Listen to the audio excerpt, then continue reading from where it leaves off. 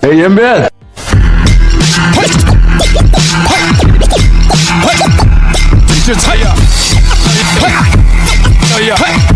Time flies, and in the blink of an eye, it's already been 7 years since Believer first hit the screens. Compared to the first film, this time everything from the storyline, the character development, to the wild yet captivating Bo Ryan and Young Rak's portrayal of Mr. Lee delivers an even more intense cinematic impact. In fact, this sequel doesn't just match the first, it surpasses it, breaking the so-called curse that sequels are usually weaker than the original. This time, the film brings in the nation's beloved actress Han Hyo-joo, who completely shatters her goddess image by taking on the role of a cold, ruthless professional killer, leaving no one in Korea daring to make bold claims or seize power again. So without further ado, if you haven't watched it yet, it's time to get ready. Recently, rumors have been circulating in Korea about Mr. Lee. It's said that he commands countless assassin groups, yet no one has ever truly seen his face, leading many to impersonate him. One man named Brian Lee took it to the extreme. He blew up all of Mr. Lee's top management and even attempted to kill Mr. Lee to take his place, only to be completely outplayed,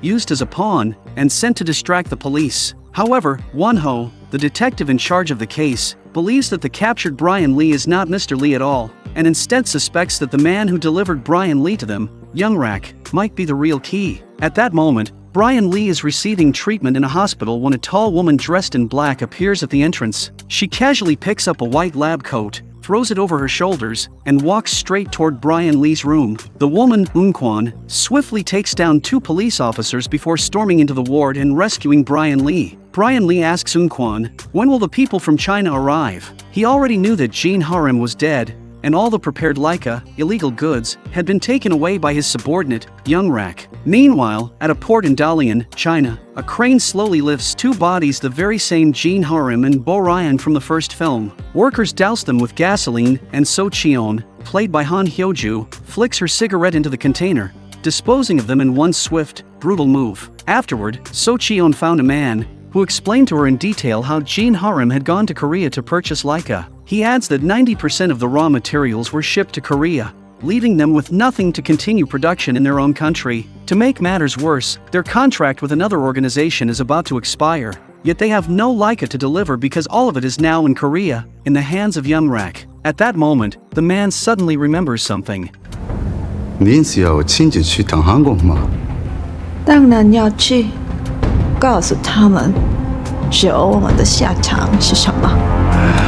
Meanwhile, Wan-ho was in a meeting with his superior, discussing the Brian Lee case, but his boss told him to drop it for now, as the case had already been taken over by the Central Investigation Unit. Wan-ho, clearly unwilling to let go, asked if they could arrange a joint investigation so they could work together with the central team, but his boss still advised him to stay out of it. After all, you've already caught that so-called Mr. Lee Brian Lee. There's no need to invite more trouble, but Wan-ho once again stressed, that man is just Brian Lee, he's not Mr. Lee at all. His boss, however, wasn't convinced by his explanation. Just as the tension in the room was about to boil over, the office door suddenly swung open. 근데 이것들은 여기가 지네 집 안방인 줄 아나? 너 그거 몰라? TV 좀 보여야 될 것 같습니다. Deok Cheon ignored the angry superior completely, rushed inside, and switched on the TV. On the screen was a breaking news report. Brian Lee had been rescued, and even the officers guarding him had been taken out. This scene left the boss completely rattled. Meanwhile, So Cheon had already set foot on Korean soil. The moment she stepped off the plane, Brian Lee's people appeared in the waiting crowd. With just a glance exchanged, Eun-kwon led So Cheon straight to Brian Lee's hideout. Brian Lee greeted her with a smile, but So Cheon wasn't in the mood for small talk. She went straight to the point. Where are the finished batches of Leica now? Brian Lee sighed helplessly and said, the police have already seized them. I was planning to pay back the money, but the 2 of them suddenly vanished, and the hidden stash of Leica ingredients was taken by them as well. 말이 진짜 기네. 결론은 물건도 돈도 원료도 없다는 겐데. 그런데도 나를 만나는 이유가 뭐일까? Brian Lee quickly pulled out a photo of the man, and it was Young Rak, now with a completely new identity. He told So Cheon, the money and the goods are now in Young Rak's hands, and he's the only one who can produce top-grade Leica. I also have raw materials stored in Thailand. If the Mr. Lee behind you can get me to Thailand, I'll make sure the materials are yours, so you won't leave empty-handed. Hearing this, So Cheon nodded in agreement. After all, this was the main reason she had come to Korea. Meanwhile, Young Rak, accompanied by 2 drug-making prodigies and carrying the raw materials taken from Jin Ho-rim, headed to one of Brian Lee's former drug labs. His plan was to use the equipment there to process all the raw ingredients into finished products for easier transport. But just then, a group of men suddenly appeared from the side. From their conversation, it became clear that the men in front of them were former employees Brian Lee had laid off, resentful over his decision. They had taken over this drug lab on their own and were arrogantly planning to kill Young Rak, assuming he had been sent by Brian Lee. But Young Rak insisted, "We're no longer working for Brian Lee, we're here to use the equipment inside to make Leica." Hearing this, the man laughed and sneered at Young Rak and his 2 companions, not believing for a second that they could produce Leica. Young Rak didn't bother to argue. He simply pulled out a sample of the Leica they had made. After testing it, the man realized he had underestimated them, and the 2 sides quickly agreed to work together. They unloaded all the raw materials from the truck, and the 2 drug-making prodigies immediately began production. While everyone was taking a break, several vehicles suddenly pulled up.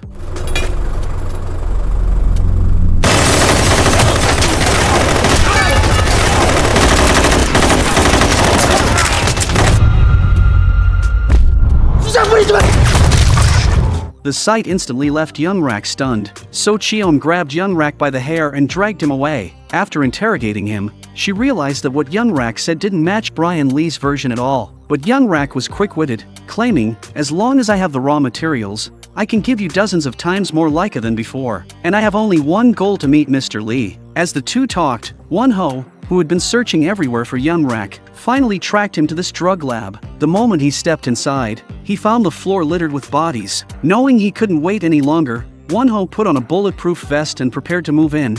But Deok Cheon grabbed his arm, saying, "I'm a bit scared." Wan-ho ignored Deok Cheon's fear and went in alone. Seeing this, Deok Cheon had no choice but to swallow his fear, suit up, and follow. Inside, Young Rak was still negotiating with So Cheon, saying, "If you let me join Mr. Lee's organization, I can do a lot for him." But Young Rak clearly didn't know that Mr. Lee was So Cheon's untouchable bottom line. She wouldn't allow anyone to replace him, and she craved his approval more than anyone else. Just as So Cheon was showing her dominance over Young Rak, Wan-ho suddenly burst in.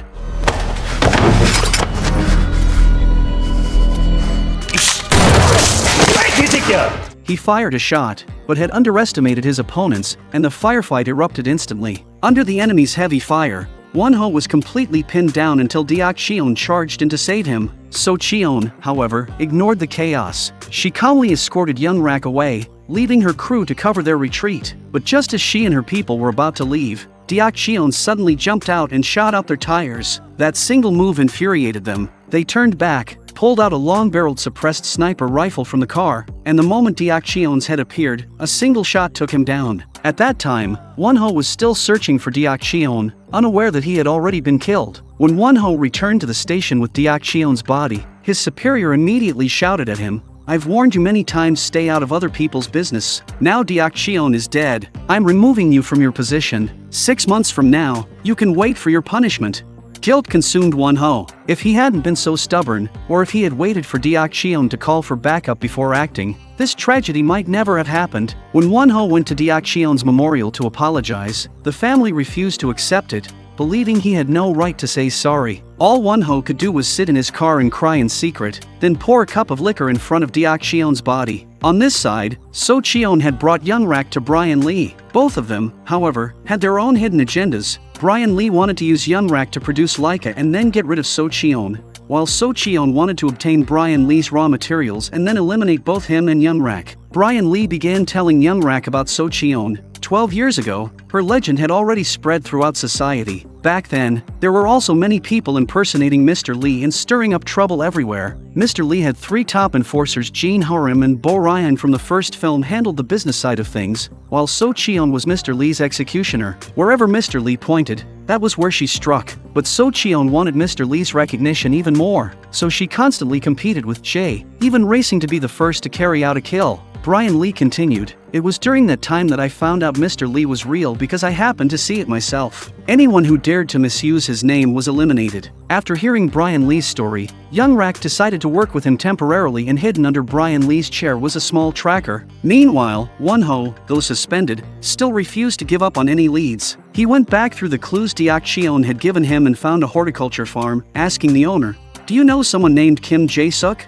This was the man he and Deok Cheon had discovered while investigating Young Rak. Through surveillance, they had learned that Young Rak regularly sent money to Kim Jae-suk, who turned out to be his adoptive father from Believer 1. The farm owner replied, I know that family. They went to work in Cambodia a long time ago. I heard they were doing business with someone over there, a teacher, I think called Mr. Lee. He used to work at a school in Chinatown. That's all I know. Hiding his shock, Wan-ho wrote down every word and immediately drove to the school in Chinatown. After some searching by one of the teachers, he finally found information about the man known as Mr. Lee. Back in the car, his team sent him a message. We've tracked the vehicle that escaped from the factory. The woman who took Young Rak is named So Cheon. She's already smuggled herself into Thailand, and Brian Lee is with them. Wan-ho headed straight to the airport, intending to go to Thailand alone, but So-yeon followed and said, I'm coming with you.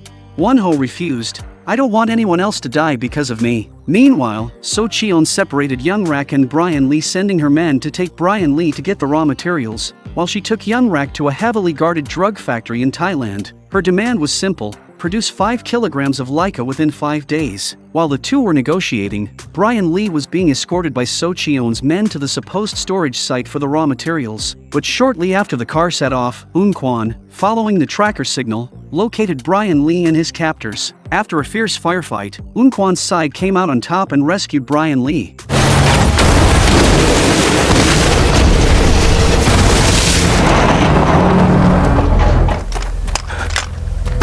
Once in the car, Brian Lee checked on his 2 drug-making prodigies, then received a phone call. It was Young Rak. I don't know where I am right now, Young Rak said, but Wan-ho has a tracker that can show my location. You have to find him, only then can you find me. Meanwhile, Wan-ho had already arrived in Thailand. After some asking around, he found a local informant and asked, have you ever heard of someone called Mr. Lee? By sheer luck, the man actually knew who Mr. Lee was, but the bad news was, he happened to be one of So Cheon's men, and So Cheon had only one order for him: take Wan-ho somewhere and get rid of him. The man lured Wan-ho to a remote location under a false pretext, where he was quickly surrounded by a group of thugs. When Wan-ho came to, he found the man pressing a gun to his head. The man planned to humiliate Wan-ho before finishing him off, but before he could act, Brian Lee's people showed up. After a barrage of gunfire from Eun-kwan and the others, the man was taken out. It was clear their only target was Wan-ho, so they spared his life. Moments later, Brian Lee appeared before Wan-ho in a wheelchair. They had barely exchanged a few words when Young Rak called during a bathroom break.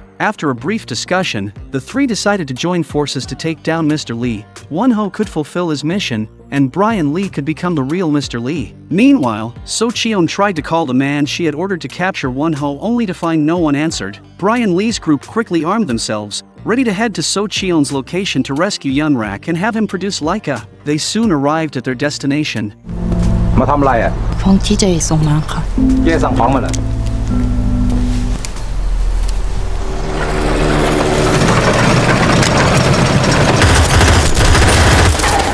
While a firefight raged below, So Cheon suddenly received a call from Mr. Lee. The moment she saw the caller ID, her entire demeanor shifted to one of solemn respect. She had planned to win his favor by taking credit for finding the person who produces the prohibited substance Leica.